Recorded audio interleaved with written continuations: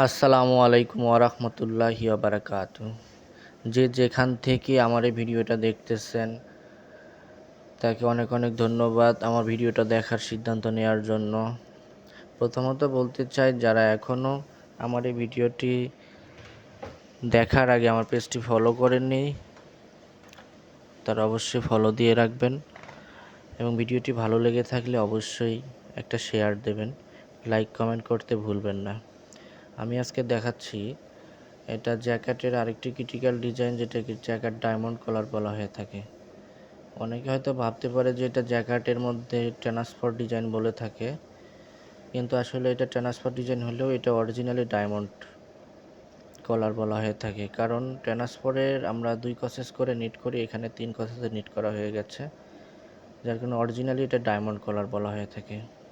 আপনারা রিয়েলি দেখলে ভালো বুঝতে পারবেন। ডিজাইনটা প্রথমত আমিও স্যাম্পল দেখে ভাবছিলাম যে আসলে এটা ট্রান্সফার কলার, পরে দেখি যে না, এটা ট্রান্সফার কলার না, এটা অরিজিনালি অন্য আরেকটি ডিজাইন যেটাকে ডায়মন্ড কলার বলা হয়ে থাকে।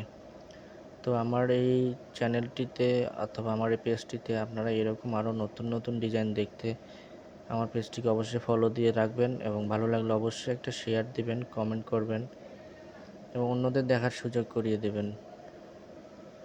তো ধন্যবাদ সবাইকে আমার ভিডিওটা এতক্ষণ ধরে ধৈর্য সহকারে